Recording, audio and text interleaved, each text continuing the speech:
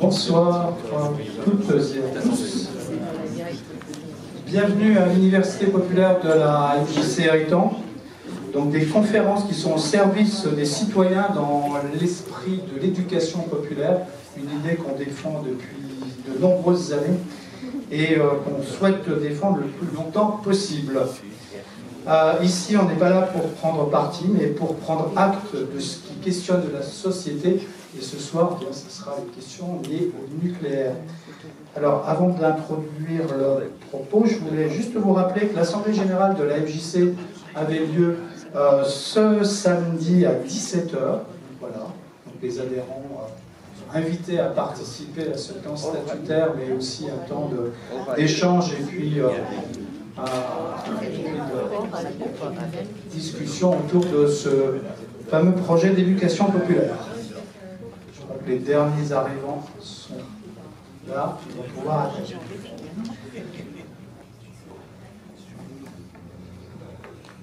Stéphane, tu es directeur général de l'association Agir pour l'environnement, une association qui mène des campagnes citoyennes sur de nombreux sujets en lien avec la protection sur l'environnement.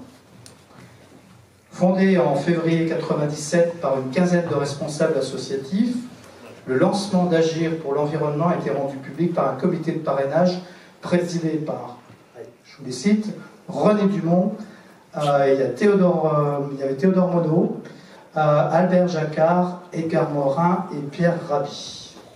Bonjour les femmes.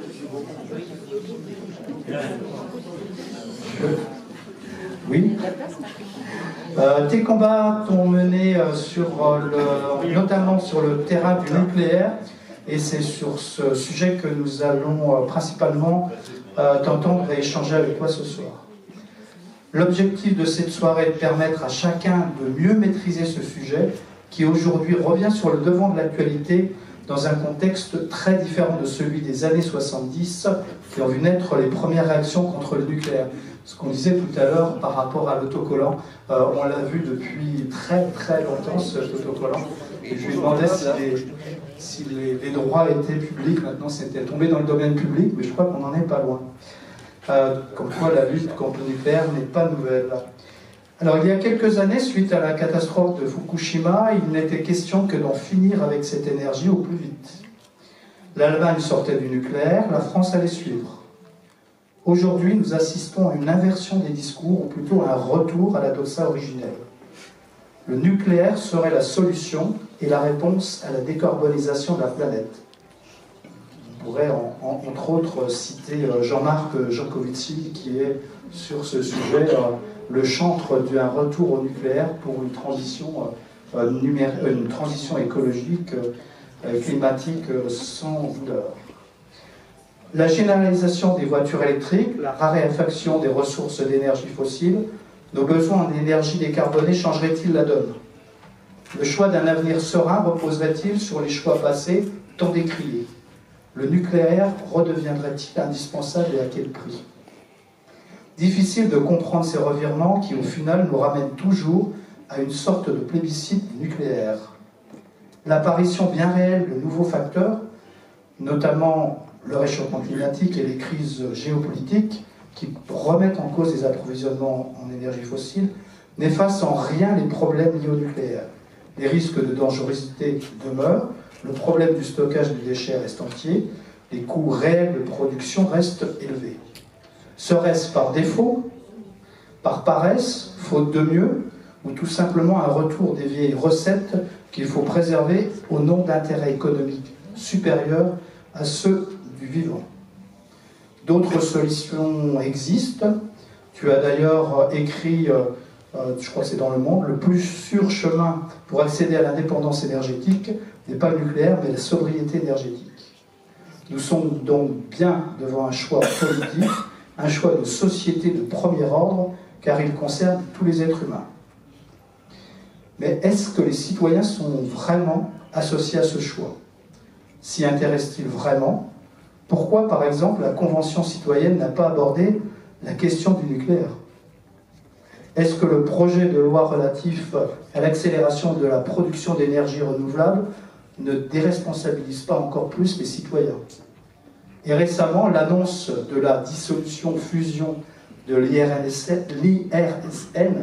l'Institut de radioprotection et de sécurité nucléaire, c'est une annonce récente, est-ce que ça va dans le bon sens? Donc ma question, notre question, peut-on envisager de sortir du nucléaire de la même manière et pour les mêmes raisons que l'on pouvait l'imaginer dans les années 70, dans un cadre démocratique? Entre les urgences climatiques qui appellent à ne plus utiliser les énergies fossiles émettrices de CO2 et les décisions des structures étatiques souvent déconnectées des citoyens, qui sont, eux, de mieux en mieux informés, et c'est le rôle de cette soirée, ou parfois désinformés, comment envisages-tu l'avenir? Alors, nucléaire, mon amour ou pas?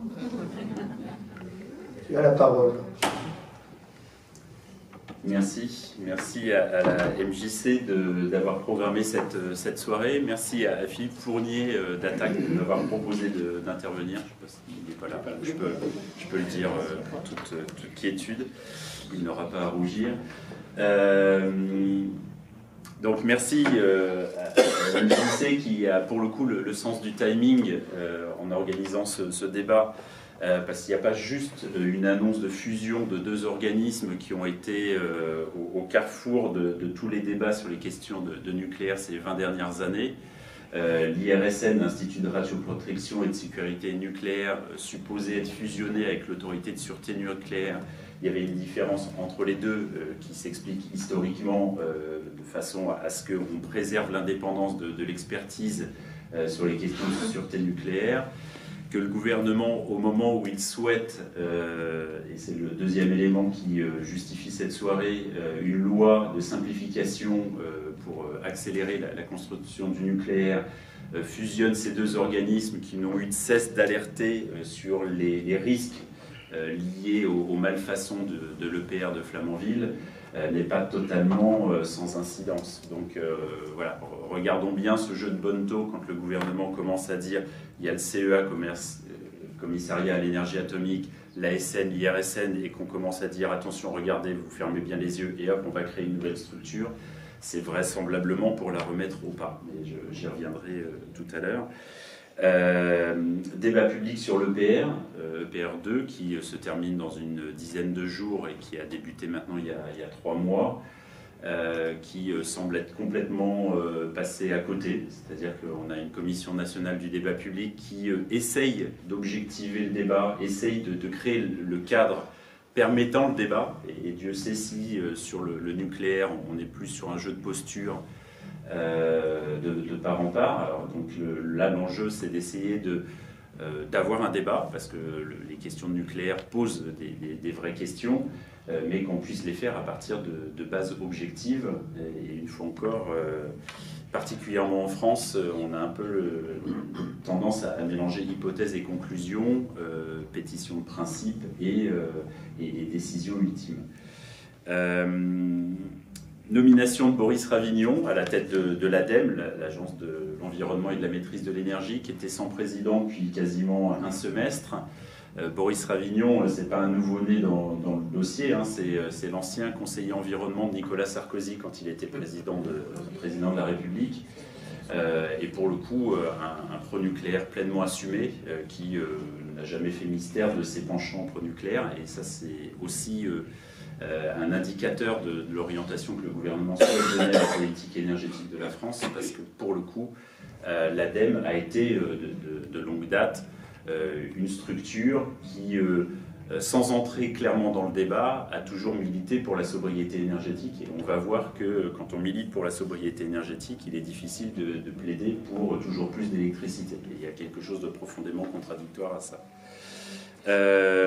Et dernière en date, les résultats catastrophiques de l'opérateur historique EDF, qui a quand même enregistré une perte de 17,9 milliards d'euros, portant son endettement à 64 milliards d'euros. Donc là, on commence à avoir quelque chose qui est de l'ordre du Crédit Lyonnais en puissance, qui est devant nos yeux, on le sait tous. Et ce qui est beaucoup plus inquiétant, c'est qu'on est à la veille d'investissements massifs nécessaires pour l'opérateur historique, qui part avec une dette donc de 64 milliards d'euros, et on ne voit pas bien comment il va réussir à engager des sommes tout à fait considérables pour assurer la maintenance du parc ancien et construire de nouveaux réacteurs, si tant est que le gouvernement le décide. Alors, ce que je vous propose, c'est de partir sur un rapide état des lieux. Je ne sais pas combien de temps j'ai au moins 2 heures, donc ça sera... Vous avez pris à manger? Ok. Un rapide état des lieux, et puis après, je vais checker un peu toutes les questions ou a priori qui sont versées au débat public sur le climat, sur le coût, sur la sûreté du nucléaire. Pour voir si ces éléments qui sont généralement versés par ce qu'on appelle le lobby nucléaire sont fondés ou pas. Voilà. Et du coup, après, engager un débat et on espère le plus apaisé et à l'écoute les uns des autres. État des lieux. Alors, dans le monde, nous comptons 416 réacteurs nucléaires en fonctionnement, dont l'âge moyen est voisin des participants de cette salle, c'est-à-dire 31 ans. Voilà, donc rassurez-vous, 31 ans, c'est finalement pas si vieux que ça. En moyenne, en France, on est à 37 ans. Sachant que les réacteurs nucléaires avaient été à l'origine construits pour fonctionner une trentaine d'années, portés à 40 ans, puis 50 ans, puis maintenant on parle de 60 ans, donc vraisemblablement les ingénieurs de l'époque s'étaient trompés. On va voir qu'il y a quand même eu un paquet de fois où en fait postures de départ se sont avérées relativement infondées. La France, dans tout ça, cocorico, en nombre de réacteurs, nous sommes le deuxième pays le plus doté en réacteurs. Les premiers, c'est les États-Unis, qui ont 93 réacteurs. On en a, nous, 56 en fonctionnement. On en avait 58 avec Fessenheim, donc on n'en a plus que 56. Vient ensuite la Chine, la Russie, la Corée du Sud. Ça, c'est en nombre de réacteurs. Et on voit qu'il y a une spécificité hexagonale si on ne raisonne pas en nombre de réacteurs, mais en pourcentage de l'électricité produite par le nucléaire. Et là, pour le coup, on n'est plus deuxième, mais premier. J'ai beaucoup de chiffres, donc ça va trop vous saouler, mais je vais essayer de ne pas trop me tromper. La France, en fait, la part du nucléaire dans la production d'électricité, et j'insiste bien là-dessus, parce qu'on a eu un débat entre deux prétendants à l'élection présidentielle en 2007, Ségolène Royal et Sarkozy, qui mélangeaient électricité et énergie. Et c'est quand même inquiétant de voir des gens se tromper sur cette donnée-là, sachant que c'est eux qui prennent les décisions après de construire ou pas des réacteurs.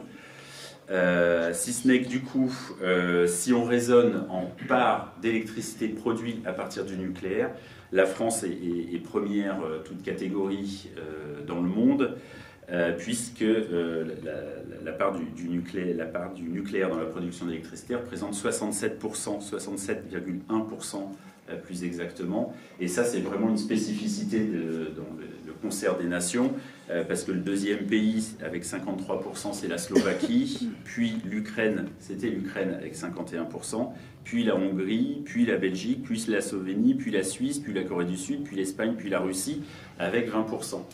Et on voit que dès le quatrième pays, on est déjà à 48%. Donc en fait, cette omniprésence, ce qu'on appelle le tout nucléaire dans la production d'électricité, et là, quand je vous dis 67%, c'est vraiment après une baisse significative de la part du nucléaire. Avant, on était à quasiment 75, voire 78%. Donc ça voulait vraiment dire que la France était totalement dépendante d'un système de production pour produire l'électricité. Au niveau mondial, parce que là je vous parle de 67% en France, au niveau mondial, le nucléaire ne représente que 10,3% de la production d'électricité.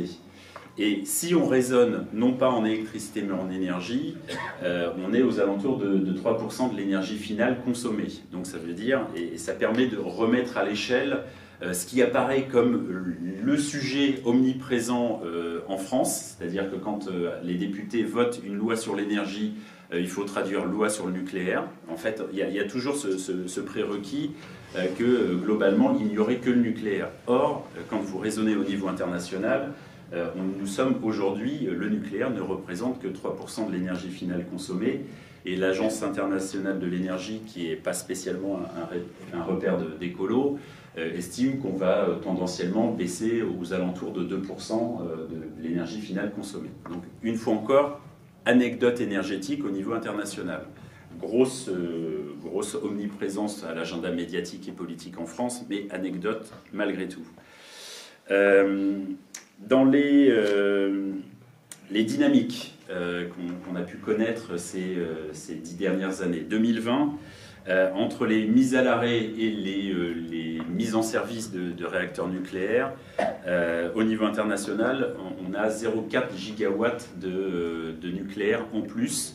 C'est un demi-réacteur français, un demi-réacteur de première génération de 900 mégawatts. Donc globalement, quasi-stabilité du nucléaire en 2020.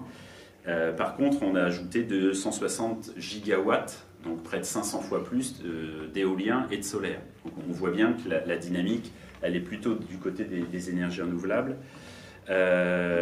Pareil, de 2012 à 2019, alors là pour le coup on n'est pas à 0,4 gigawatts, on est à 325 TWh ajoutés de nucléaire. Donc on a une augmentation assez significative.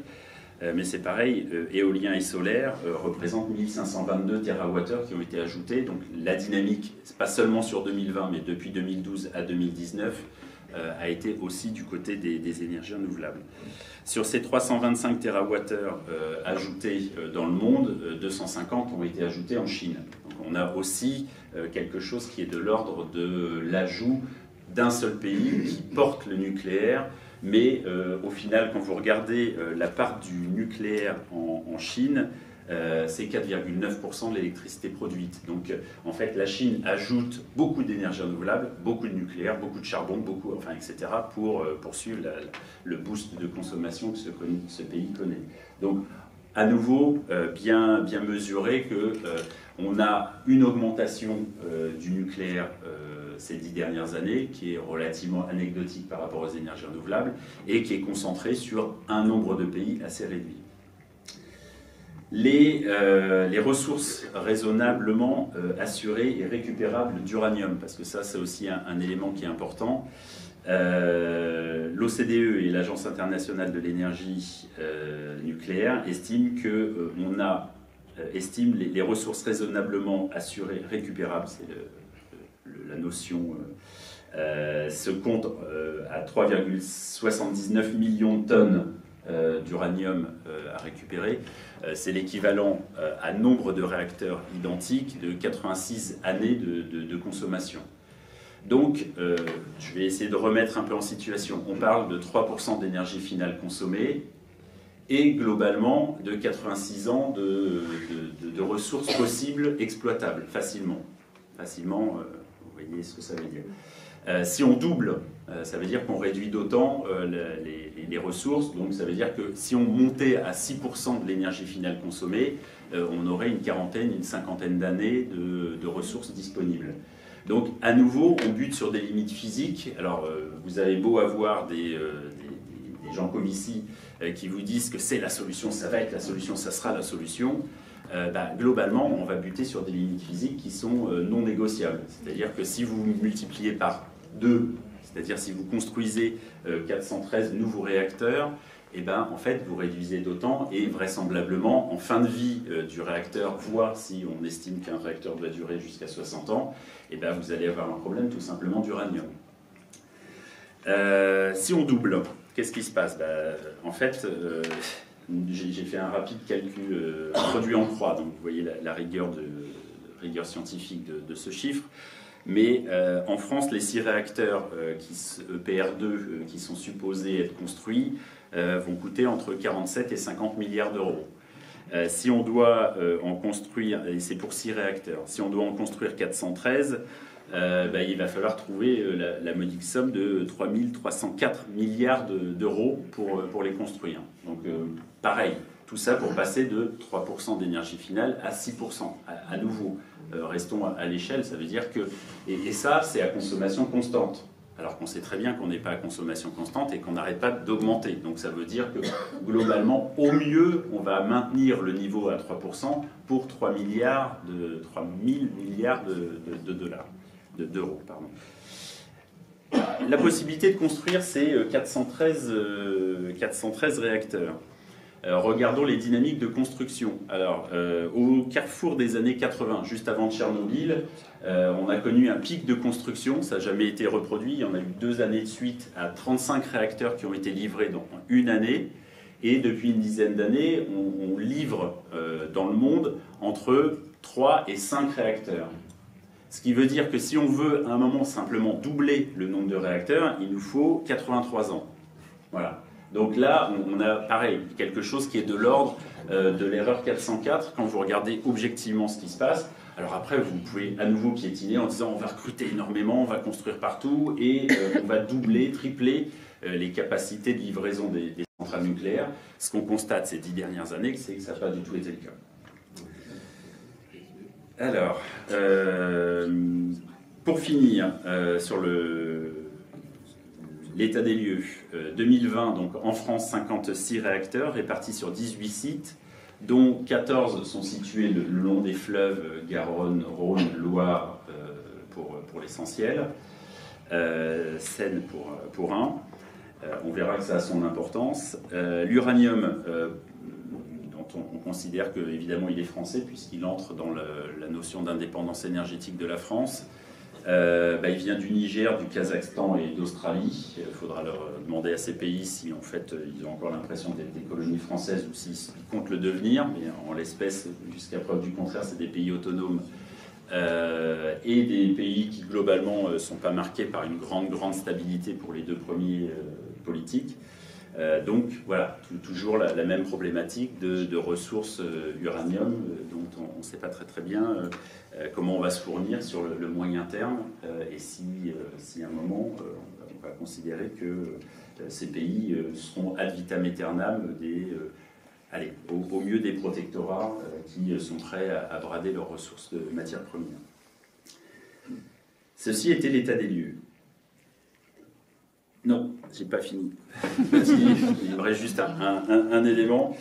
La France, sauf l'année dernière, qui a été déficitaire pour la première fois de ces 40 dernières années en matière d'électricité, en gros, 9 années sur 10 exporte de l'électricité et paradoxalement exportait beaucoup. C'est-à-dire qu'elle exportait quasiment l'équivalent de 10 réacteurs nucléaires.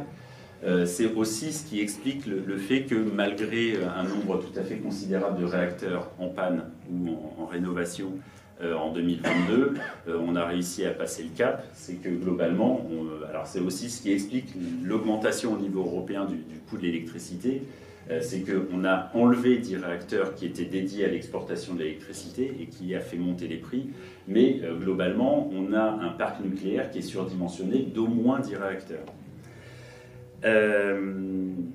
Voilà, j'ai fini mon premier point. Il y en a 10. Alors, climat. C'est quand même l'argument phare mis en avant pour vendre du nucléaire. Antonio Guterres, le secrétaire général des Nations Unies, nous dit qu'il nous reste 2 ans pour agir contre le réchauffement climatique. Alors, le problème, c'est qu'il a dit ça en 2018. Voilà, donc on a 3 ans de retard déjà pour agir en toute urgence. On nous vend le PR2 comme une solution qui sera éventuellement disponible et on prend les délais du lobby nucléaire avec de grandes distances, parce que le PR de Flamanville a maintenant près de 12 ans de retard, 13 ans de retard. Le PR2 nous serait livré en 2040 et du coup là on a manifestement un malentendu sur la notion d'urgence climatique si globalement la solution qui, je le répète, passe de 3 à 6% de l'énergie finale consommée nous serait livrée en 2040, voire 2050. Il y a quelque chose qui est de l'ordre, une fois encore, de l'erreur 404. Le nucléaire n'est pas une solution pour les histoires de climat, aussi et surtout parce que en fait, il est peu résilient aux effets du dérèglement climatique, que ce soit des tempêtes ou que ce soit des sécheresses. Tempête, la dernière accident que la France a connu, c'est à la centrale du Blayais avec un risque d'immersion lié à une tempête de 99, tout le monde la garde en tête. Et l'année dernière, vous avez eu pendant toute une période, toute une partie de l'été, une grosse partie des réacteurs qui ont été mis soit à l'arrêt, soit ont réduit leur production, tout simplement parce qu'ils n'avaient plus d'eau pour refroidir les cœurs nucléaires. Nous, depuis maintenant 32 jours, 33 jours, mais maintenant qu'il pleut, c'est du passé, donc on l'a oublié. Nous étions en sécheresse assez importante qui présume un été à nouveau catastrophiquement sec. Il est assez curieux de voir des responsables politiques se projeter à 40 ans en se disant que le nucléaire va être une solution. Je reviens sur mon état des lieux, avec 14 sites représentant une très grosse partie des réacteurs nucléaires qui sont situés le long des fleuves, qui ne vont pas fonctionner au moment où on aura besoin d'électricité. Avant, on avait besoin d'électricité en hiver, maintenant on en a besoin en été pour refroidir les maisons. Voilà. On pense qu'on veut de la climatisation, mais en l'espèce, ça demande aujourd'hui beaucoup d'électricité. Un chiffre en passant, j'espère que vous avez bien éteint vos robinets quand vous vous brossez les dents. Le nucléaire représente 50% des prélèvements d'eau en France, loin, très loin devant l'agriculture et les usages domestiques. 50%, c'est 28 milliards de mètres cubes par an, c'est l'équivalent du débit à l'embouchure de la Loire. Voilà, donc vous voyez que globalement, on a quand même une petite problématique de captation de l'eau. Alors évidemment, l'eau est rendue à son milieu à 98%, mais s'il n'y a pas d'eau, vous ne refroidissez pas les réacteurs, les centrales s'arrêtent. Et vu qu'on a besoin d'électricité, globalement, et je ne vais pas faire trop languir sur les alternatives, mais aux périodes où il fait très chaud, où il y a beaucoup de soleil, en fait, le photovoltaïque produit de l'électricité et c'est globalement la solution rêvée au moment où on a besoin d'électricité. Et là, on nous propose et on nous vend du nucléaire dont on sait qu'il ne fonctionnera pas du tout en été et mal en hiver quand il y aura des périodes de tempête. Incidemment, et la France est aussi championne du monde de la concentration du nucléaire, des lignes à très haute tension et du chauffage électrique. Les lignes à très haute tension, on a vu ce que ça donnait en 99. Vous avez du vent, vous avez des arbres, et du coup, vous avez aussi des coupures assez massives.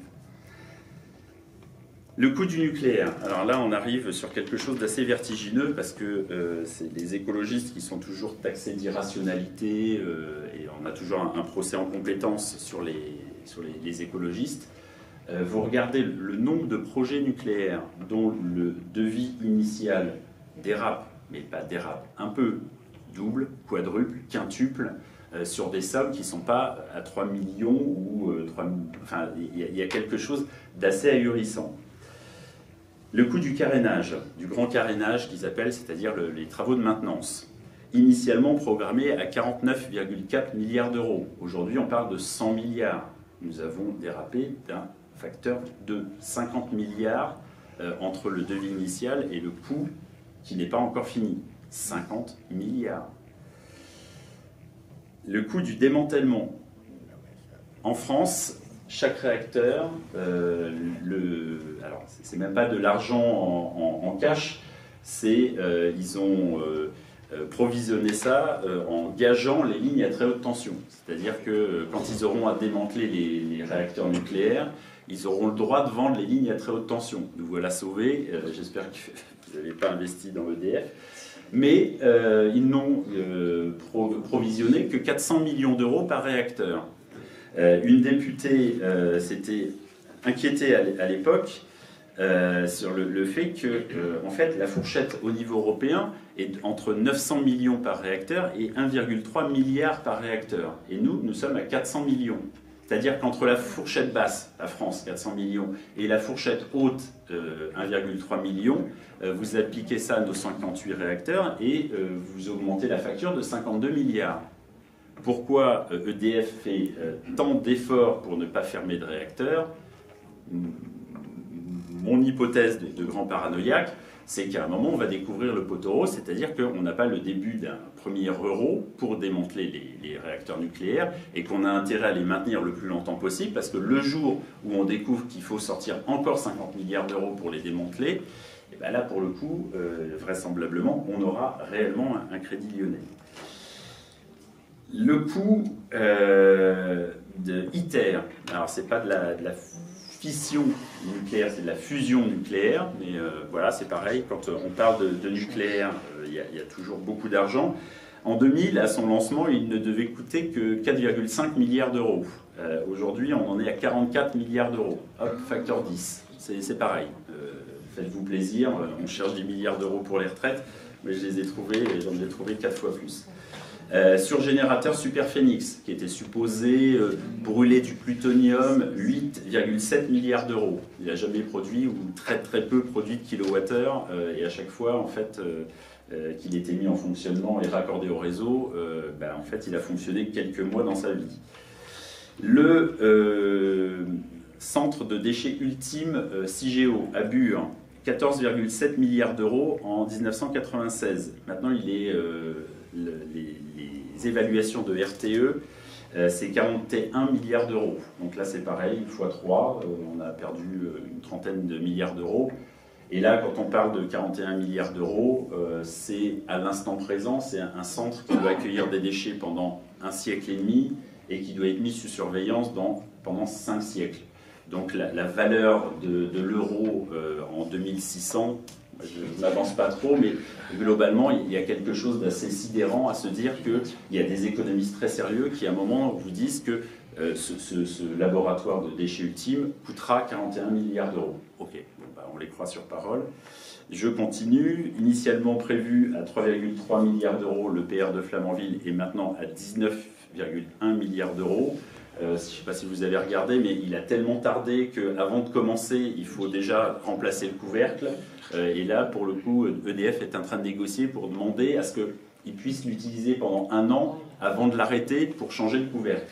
C'est juste le réacteur nucléaire. Hein. Donc ça, c'est 500 millions d'euros de plus et vraisemblablement un arrêt de 6 mois à 1 an. On continue, projet de Hinkley Point qui a vu alors pour le coup le directeur financier d'EDF qui doit passer quelques nuits blanches, démissionné il y a 2-3 ans, quand on lui a dit si tu investis dans Hinkley Point à prix fixe, c'est-à-dire que tout ce qui va dépasser c'est pour nous, c'est des centrales nucléaires en Angleterre, mais on va les payer. On est gentil. Initialement 14 milliards de livres, on en est à 33,7 milliards aujourd'hui. Voilà, donc c'est 38 milliards d'euros. Pareil, on continue la gabegie, on investit parce qu'on est absolument certain que demain c'est le nucléaire qui va primer. J'en arrive au coût de l'EPR. Alors là c'est pareil, on n'a pas commencé, que ça commence déjà à déraper. Ils sont très forts, c'est qu'ils annoncent des chiffres. On était à 47,2 milliards au moment où ça a été annoncé. Et quand vous regardez, ça y est, j'ai déjà perdu mes docs. Donc quand vous regardez le dossier du maître d'ouvrage, vous êtes déjà à 51,7 milliards. Donc on a déjà pris 3-4 milliards là, entre le moment où il l'annonce et le moment où il le présente au public. Donc on ne sait pas à combien ça va finir, mais par contre, il y a un certain nombre de responsables, notamment du CNRS, qui disent que le coût de l'EPR de Flamanville par rapport à la moyenne des 6 EPR suivants applique un effet d'apprentissage. C'est un peu technique, mais c'est en gros l'EPR, la moyenne des EPR de EPR2 qui vont être construits, il est considéré qu'il coûtera 8,5 milliards d'euros pièce, alors qu'on est à 19 milliards sur l'EPR de Flamanville. Donc il y a un coût d'apprentissage, les experts disent l'écart serait de 31%, une telle différence n'a jamais été observée dans l'histoire du nucléaire français. C'est-à-dire qu'en fait, ces chiffres sont bidons. Voilà, on le sait, en fait, on va investir 50 milliards, mais vraisemblablement beaucoup plus, Et en fait, on doit les croire sur parole. Sauf que, une fois encore, ça n'a jamais été constaté une telle économie liée à la production en chaîne de PER. Le coût de l'EPR, indiqué par EDF, n'intègre pas les provisions pour démantèlement. Là, comme ça, au moins, on est tranquille, on a oublié ça. Je vais donner l'impression que je parle anglais. N'oublions pas ce coût annoncé est overnight. Overnight, ça veut dire qu'il n'intègre pas les coûts financiers, ni les charges fiscales qu'on doit payer à l'ouverture du chantier. Les coûts financiers, globalement, quand vous êtes à un taux d'augmentation du coût de la vie de 0, ça ne pose pas de problème. Quand vous êtes à 4 ou 5% l'an, là, pour le coup, ça devient un vrai problème, parce que votre chiffre, il double sur la durée de construction. Mais on ne l'intègre pas. Voilà. On a décidé que, par construction économique, les coûts financiers n'apparaissaient pas. Ce qui permet, par exemple, à EDF de continuer à dire que l'EPR de Flamanville coûte 12 milliards d'euros, alors qu'il est à 19 milliards. La Cour des comptes dit 19 milliards, EDF dit non, nous, il nous a coûté 12 milliards. Il y a quelque chose d'assez sidérant là-dedans. Autre pépite, alors je passe, là c'est plus le pouls, c'est les données sur l'emploi. L'emploi, en fait, c'est toujours dans le dossier du maître d'ouvrage qui a été versé au débat public par EDF, nous dit qu'on va créer, grâce à l'EPR, 30 000 emplois en France. Et en fait, vous regardez la une du Parisien aujourd'hui en France de la semaine dernière, en fait, ils annoncent déjà 80 000 emplois. Donc en fait, pareil, on est 30 000, 80 000, en fait, c'est finalement pas grand-chose, 60 000, 50 000 de différence. Et par contre, là, on a quelque chose d'assez croustillant. Dans le dossier du maître d'ouvrage, ils nous disent que EDF nous dit que le fonctionnement de ces 6 réacteurs mobilisera 10 000 emplois par an pendant sa phase d'exploitation. 10 000 emplois, quand vous regardez, c'est assez curieux parce que ça revient à considérer qu'on aurait près de 1700 salariés par réacteur. Au budget, pour 4 réacteurs, on a 1400 salariés. Donc là, il y a quelque chose de l'ordre du x5, c'est-à-dire que l'EPR en fonctionnement va recruter 5 fois plus de salariés que les anciens réacteurs. Absolument aucune explication à cette augmentation du nombre de salariés, si ce n'est que ça fait bien de dire que en fait, le nucléaire recrute énormément de salariés. En réalité, le nucléaire ne recrute pas, mais vraiment pas beaucoup, et beaucoup moins que la rénovation thermique et les énergies renouvelables. J'y reviendrai tout à l'heure. Il faut m'arrêter si je n'ai pas regardé quelle heure il est. Risque nucléaire, ça va aller beaucoup plus vite. Risque nucléaire, alors avant le Tchernobyl et Fukushima, le lobby nucléaire estimait que le risque potentiel d'un accident était de 1 sur 1 million d'années réacteurs. C'est-à-dire qu'il fallait 1 million de réacteurs fonctionnant pendant un an ou 1 million d'années, 1 million de réacteurs ou, vous avez compris le principe. Après les accidents de Fukushima et de Tchernobyl, on est descendu à 14 000 années réacteurs, c'est-à-dire un accident toutes les 33 ans, ce qui est à peu près ce qui s'est passé entre Fukushima et Tchernobyl. Non content de ne pas respecter ce qu'ils avaient dit au départ, sur l'EPR, en fait, on est beaucoup plus sûr. Là, maintenant, c'est 2,7 millions d'années réacteurs. Donc, rassurez-vous, il n'y aura jamais d'accident. Il n'y aura jamais d'accident parce qu'en fait, ils n'arrivent pas à les faire fonctionner. C'est tout simplement pour ça. Le reste, si un jour ils le mettent en fonctionnement, vraisemblablement, on sera plus là pour le voir. 2,7 millions d'années, j'espère. Ce serait vraiment dommage que ça arrive juste au début des 2,7 millions d'années, mais en l'espèce, ça ne les choque pas. C'est-à-dire que c'est là où on voit que, je ne sais pas si je peux utiliser ce terme, mais on est dans une logique sectaire. C'est-à-dire que tous les arguments, on les prend, on essaye de les objectiver, on dit ça ne matche pas avec vos hypothèses, ça ne matche pas avec vos hypothèses, et en fait, ils disent oui, alors ça ne matche pas, donc on fait x2 par rapport à nos hypothèses. Donc, x3 là en l'occurrence, parce qu'on était à 1 million, maintenant on passe à 2,7 millions. Petit élément quand même, au Japon, les seuls coûts de décontamination et de démantèlement, c'est 200 milliards d'euros. Là, on a déjà chiffré, c'est 200 milliards. L'IRSN et l'ASN d'où les velléités de les fusionner, ont estimé qu'un accident nucléaire en France, avec fusion de cœur, c'était 430 milliards d'euros, voilà, si un jour. Mais, pareil, je ne sais pas comment vous êtes assuré pour votre maison ou votre voiture, nucléaire, c'était 91 millions d'euros, la garantie maximale, c'est-à-dire que s'il y a un accident, et voyant ça, ils ont réaugmenté le plafond, c'est que maintenant c'est 700 millions d'euros. Voilà, donc on est 700 millions d'euros, 430 milliards d'euros en cas d'accident. En réalité, à la fin, de toute façon, c'est l'État, donc nous qui payons s'il y a un accident.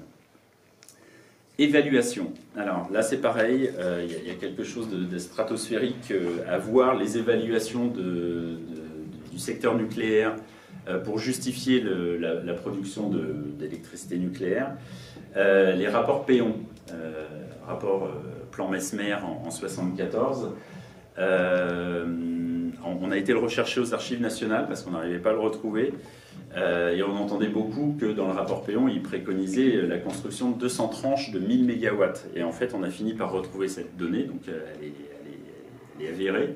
Les ingénieurs nucléaires en 60-70, avant le plan Messmer, estimaient que la France devait construire pour répondre à ses besoins qui étaient évalués à 1000 TWh, alors qu'aujourd'hui on est à 460 TWh, et pourtant on a quand même bien incité les Français à consommer de l'électricité. Et bien en fait, les ingénieurs nucléaires estimaient qu'il fallait 200 réacteurs.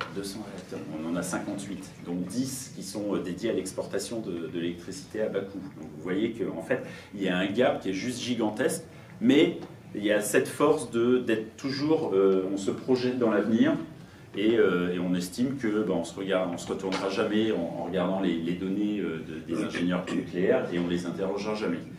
Ce qui permet à EDF, et là c'est pareil, pour justifier l'EPR de Flamanville, de nous dire que d'ici 2050, la consommation électrique des Français va augmenter de 35%. Depuis 2008, on est sur un plateau, c'est-à-dire que pour le coup, 2008, on était à 469 TWh de consommation française, 2022, on était à 459. Donc vous avez même une légère baisse, voire une baisse très significative depuis septembre dernier.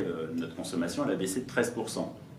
Ça ne les empêche pas de dire, en fait, on est comme ça, on baisse, mais ça va remonter comme ça juste après. Il y a quelque chose qui est de l'ordre de on a besoin de l'EPR parce qu'on a besoin de l'EPR. C'est de la tautologie, mais à l'instant où le responsable politique a besoin pour justifier de données écrites par des ingénieurs, on les croit sur parole. Ce qui justifie cette supposée augmentation de la consommation d'électricité, c'est l'électromobilité, c'est-à-dire l'apparition des voitures électriques, qui seraient supposées remplacer le thermique par l'électricité et les voitures électriques. Le problème, c'est quand vous regardez l'augmentation du nombre de voitures par rapport à la consommation, vous avez tout à la fois une consommation électrique qui baisse, et une augmentation des voitures qui augmente. Et donc là, il y a quelque chose qui, pareil, ne matche pas. Moi, j'ai été rechercher les données. En 2016, la consommation française, c'était 479 TWh. On vendait 29 179 voitures électriques.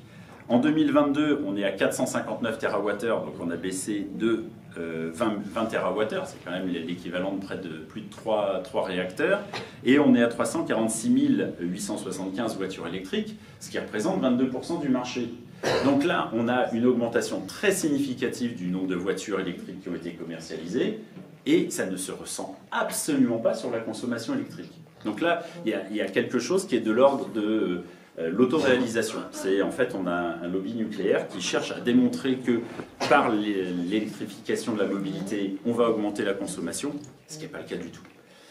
Ce qui n'est pas le cas du tout, d'autant que en fait, on était tombé il y a quelques années sur un rapport de RDF, qui est l'ancien RTE, sur les voitures électriques. Il nous disait que la voiture électrique elle allait avoir un impact significatif, non pas sur la consommation d'électricité, mais sur la pointe électrique, c'est-à-dire l'heure à laquelle les gens vont recharger leur voiture, c'est-à-dire à 19h. Nous, on a l'habitude de faire ce parallèle, c'est la voiture électrique est à la mobilité, ce que le convecteur électrique est au chauffage. C'est-à-dire quelque chose qui est là pour justifier un programme nucléaire et qui, à la fin, va se traduire par quoi? Par une augmentation de nos importations de charbon allemand. C'est-à-dire qu'au moment où on a besoin d'électricité, le nucléaire, ça produit en base. C'est-à-dire que c'est extrêmement rectiligne et ça ne suit pas les sauts de consommation.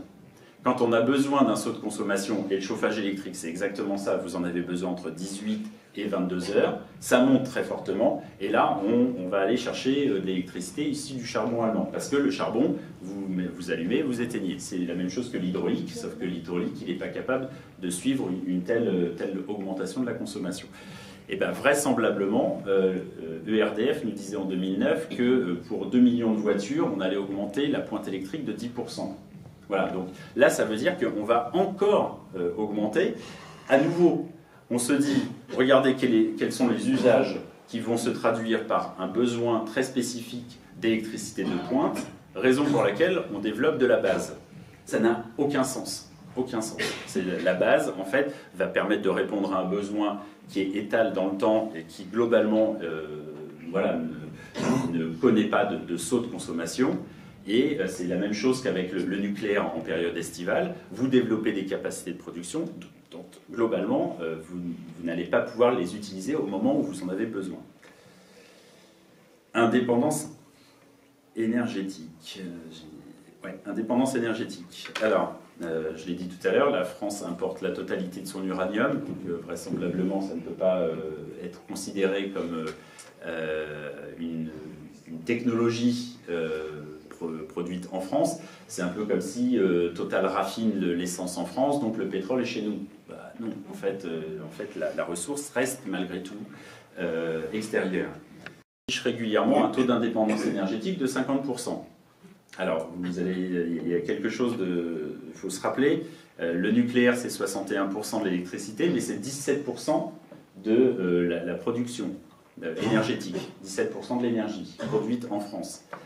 Il y a quelque chose de curieux à considérer que cette 17% d'électricité produite en France, alors on peut estimer que l'uranium, on l'a ramené chez nous, donc il est à nous, mais 17%, ça ne fait pas 50% d'énergie. Donc là, il y a quelque chose, à nouveau, vous vous interrogez en disant, mais comment, est-ce que c'est du gaz? Ben non, le gaz de lac, il n'y en a plus, du pétrole, vaguement un petit peu en Île-de-France, le charbon, on l'a arrêté, donc éventuellement, c'est des énergies renouvelables, sauf que la France est un nain dans ce domaine-là. Et en fait, quand vous regardez, ben vous voyez que pour augmenter le taux d'indépendance énergétique, les ingénieurs du ministère de l'économie et de l'industrie ont pris en compte tout à la fois l'électricité produite par les réacteurs nucléaires, mais aussi la chaleur. C'est-à-dire les tours de refroidissement, la fumée que vous voyez se dissiper sur les tours de refroidissement, est considérée comme une énergie qui augmente l'indépendance énergétique de la France. Vous vous dites, à quel moment ça passe, ça? Eh bien si, ça passe. C'est-à-dire qu'en fait, vous avez 50% d'énergie, l'indépendance énergétique, alors que objectivement, ça ne tient pas la route. Quand vous regardez en détail, le taux d'indépendance énergétique réel de la France, il est de 12%. Voilà, 12%. C'est globalement ce qu'on avait dans les années 60, donc ça n'a pas beaucoup varié avec ou sans le programme nucléaire, mais globalement, on ne peut pas invoquer le nucléaire comme une source augmentant notre indépendance énergétique. Donc je l'ai dit tout à l'heure, la France est importatrice nette en 2022 de 16 TWh, c'est l'équivalent de 2 ou 3 réacteurs, donc essentiellement au regard du vieillissement des réacteurs et du peu de résilience de ces réacteurs au regard des contraintes climatiques. Tiens, je n'ai pas de blanche. J'en arrive aux énergies renouvelables, et puis après je parlerai. Il me reste combien de temps? Encore un quart d'heure. Ouais. Vous me dites, hein, si vous en avez marre, je m'arrête. Sur les énergies renouvelables, alors il y a toujours évidemment le charbon allemand, hein, qui est l'élément qui permet de justifier à peu près tout et n'importe quoi. Le charbon allemand, alors oui, il y a du charbon en Allemagne, je l'ai dit tout à l'heure, aussi pour nous permettre de nous chauffer en hiver. Vous regardez un peu les importations de l'Allemagne, elles sont tout à fait conséquentes en hiver. En 2005, le charbon allemand représentait 45% de la production d'électricité. En 2020, il représente 24%. Donc en fait, fait, vous avez une chute qui est aussi tout à fait significative et qui est synchrone avec la baisse du nucléaire. Le nucléaire, c'était 27% en 2005, c'est 11% aujourd'hui. Donc vous avez par contre les énergies renouvelables qui en 2005 représentaient 11% en Allemagne et qui représentent maintenant 44% de la part d'électricité. Donc vous avez une augmentation et ce qui est intéressant, je ne vais pas retrouver le doc je pense, non je ne vais pas retrouver le doc, je ne vais pas perdre de temps, c'est que vous avez aussi une logique qui est défendue par l'association Négawatt, c'est-à-dire que vous avez aussi une baisse de la consommation. Et c'est vraiment l'élément important, c'est-à-dire que si vous continuez à augmenter la consommation, ben vous avez beau augmenter la part d'énergie renouvelable, et ben en fait vous ne faites que compenser l'augmentation. Là en Allemagne vous avez eu une politique cohérente, c'est-à-dire qu'à un moment ils se sont dit bon alors comment on réduit et comment on produit ce qui reste. Et là en fait ils sont en train de sortir tout à la fois du nucléaire et du charbon. Aucune illusion là-dessus, dans 10 ans l'Allemagne sera peu ou prou sortie du charbon. Et pendant ce temps-là, nous, on continue à dire « oui, mais regardez, le charbon allemand, c'est la raison pour laquelle il faut du nucléaire ». Incidemment, quand même un élément, sur l'ensemble des pays européens, la France est le seul pays à ne pas avoir respecté ses obligations européennes en matière de déploiement d'énergie renouvelable. Donc là, il y a quand même une cohérence, c'est-à-dire que quand on vous dit on va développer du nucléaire, eh ben, ça se fait toujours au détriment de la sobriété énergétique et des énergies renouvelables. Vraiment, il y a ça c'est assez évident. J'en veux pour preuve, et là c'est incident, quand on vous dit on a besoin de 80 000 chaudronniers, ingénieurs pour développer les 6 réacteurs nucléaires, et bien en fait vous ne les aurez pas sur les énergies renouvelables. En fait, vous pouvez toujours essayer de dire on va courir 2 lièvres à la fois, on va investir massivement des dizaines de milliards d'euros, 100 milliards pour la maintenance, 50 milliards pour le PR, etc. Et il restera encore des milliards et des milliards pour les énergies renouvelables et la sobriété énergétique. La réalité, c'est que ce n'est pas vrai. Sur l'isolation des bâtiments, la France isole peu ou prou 70 000 bâtiments chaque année. Il faudrait 10 fois plus. Maxime Combe, qui est économiste d'Attac, dit que globalement, à ce rythme-là, il faudra 88 ans pour isoler l'ensemble des passoires thermiques. 88 ans. Enfin voilà, il y a quelque chose de l'ordre de l'impensé sur ces trucs-là. Les éoliennes. Alors les éoliennes, évidemment, pareil de tous les défauts. Ça tue les chats, ça fait du bruit, ça a des effets stroboscopiques. Qu'est-ce qui se passe? Il y a des pales qui tombent, etc. etc.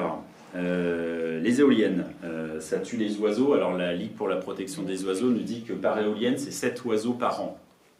Ça a un impact sur l'avifaune, c'est évident. Ça reste 7 oiseaux. Les chats, c'est 4 milliards sur la planète. 4 milliards.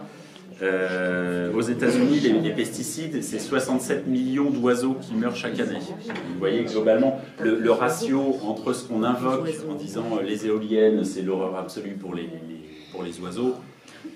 Oui, ça tue, il y a 8000 éoliennes en France, ça tue, allez, 56 000 oiseaux par an.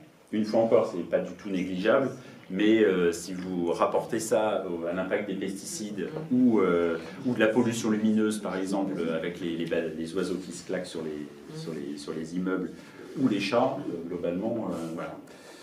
Qu'est-ce qu'il y a d'autre encore? En France, pour installer une éolienne, c'est entre 8 et 10 ans. En Allemagne, c'est 2 ans. Voilà, donc vous avez quelque chose.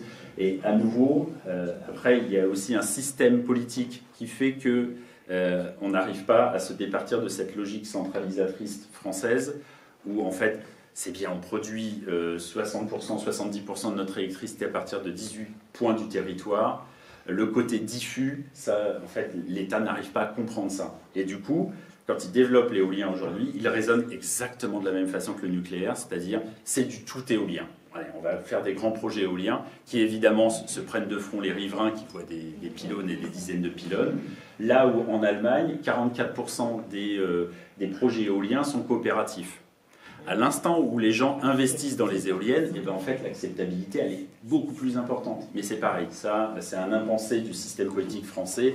C'est forcément une grosse structure qui investit, qui récupère les fruits du truc, et on n'arrive pas à sortir de ça. Sobriété. je fais rapide, mais c'est le point essentiel. J'avais résumé ça il y a quelques années, c'est consommer ce qui est produit ou produire ce qui est consommé. Et c'est deux logiques totalement différentes. C'est-à-dire qu'en fait, en France, vous développez un système électrique et derrière, eh ben, en fait, vous vous dites comment les Français vont consommer l'électricité qu'on a produite. Et du coup, c'est du radiateur électrique, et du coup, c'est de la voiture électrique, etc., etc.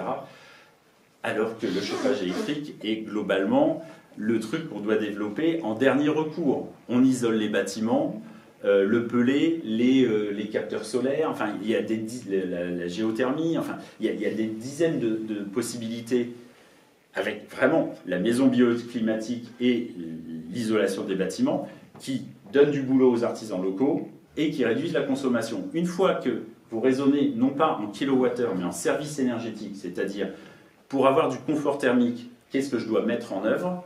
Et non pas, j'ai une centrale nucléaire, donc il faut du radiateur, donc, parce qu'en fait, le radiateur électrique, l'énergie qui sort d'un réacteur, c'est une efficacité de 30%. Les 70%, ça se dissipe sous forme de chaleur. Vous avez du kilowattheure qui est produit, et une fois que vous avez du kilowattheure, le radiateur électrique a une efficacité qui est assez médiocre aussi.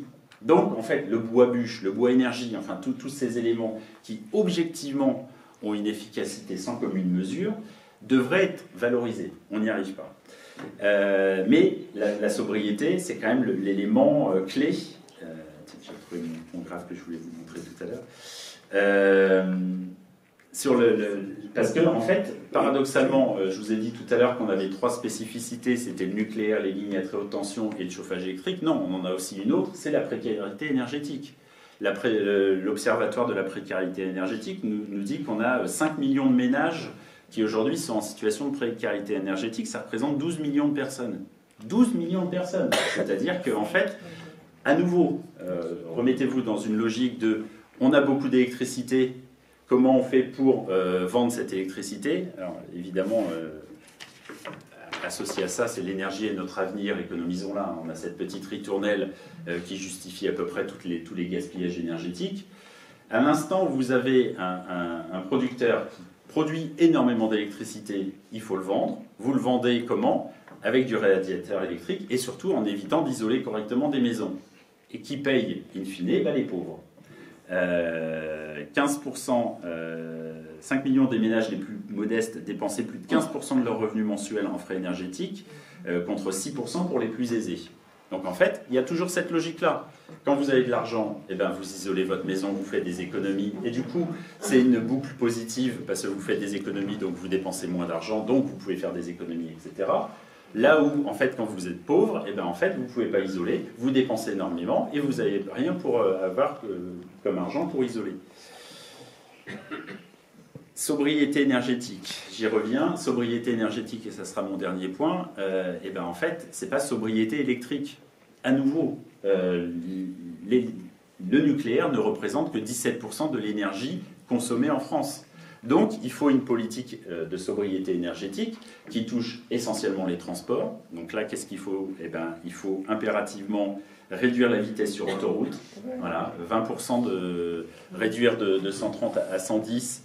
C'est 16% de carburant économisé pour les véhicules thermiques et, on l'a découvert, 25% d'énergie économisée pour les véhicules électriques. C'est-à-dire qu'on économise beaucoup plus en véhicules électriques quand on roule moins vite. Autre façon d'économiser, passer de 260 à 320 km/h en TGV, vous doublez la consommation électrique du TGV. Voilà, c'est des éléments qui sont assez simples. Alors on va aller moins vite, oui, on va aller moins vite, mais globalement on va faire des économies de carburant et économies d'énergie. L'autre façon, eh ben, c'est de mettre fin à l'obésité automobile.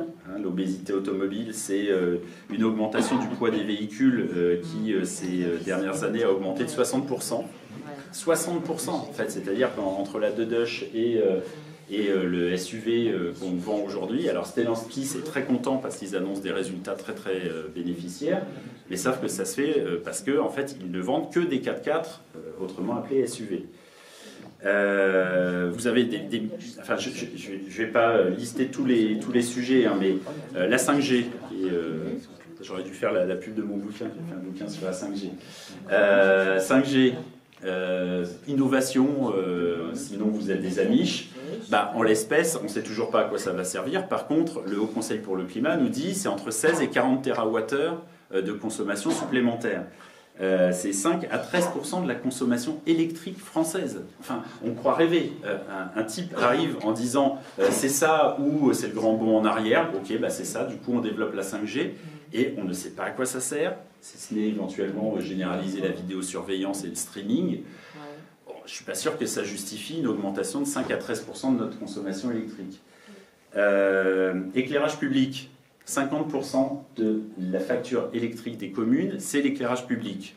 Est-ce vraiment utile d'éclairer les communes à 2 h du matin?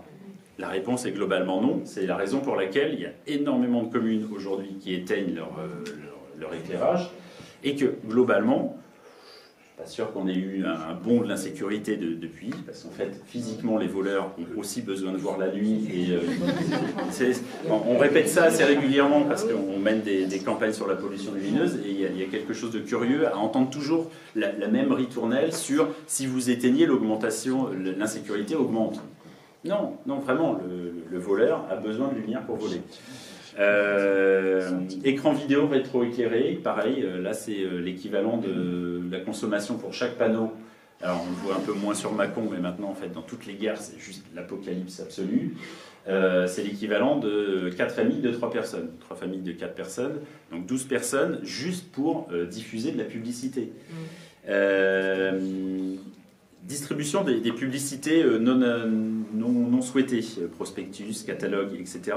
C'est 1,5 million de tonnes de papier en France. C'est un tiers du volume du papier consommé en France qui est dédié à la publicité. C'est des mesures qui finalement, en fait, on est toujours en train de se dire, alors la sobriété, on va vraiment prendre cher parce qu'on va être obligé, côté monacal. Je ne suis pas sûr que si on fasse un sondage en disant est-ce que vous avez vraiment envie de recevoir de la publicité chez vous, est-ce que vous avez vraiment envie que l'éclairage soit maintenu à 2 h du matin, il y a beaucoup de gens à dire si, on a même fait un sondage sur le point le plus controversé, c'est-à-dire la baisse de la vitesse sur autoroute, et on atteignait globalement 60% de personnes qui nous disaient bah oui, je suis favorable à ça. Donc globalement, et j'y reviens, à l'instant où on commence à baisser la consommation et avec des choses qui finalement n'ont pas impacté très fortement, à part le chauffage et ses dépenses contraintes, mais la baisse, elle est significative. Depuis septembre, on a baissé de 13% la consommation électrique de la France. Ça n'est jamais arrivé. Enfin, il y a une chute qui est vraiment brutale.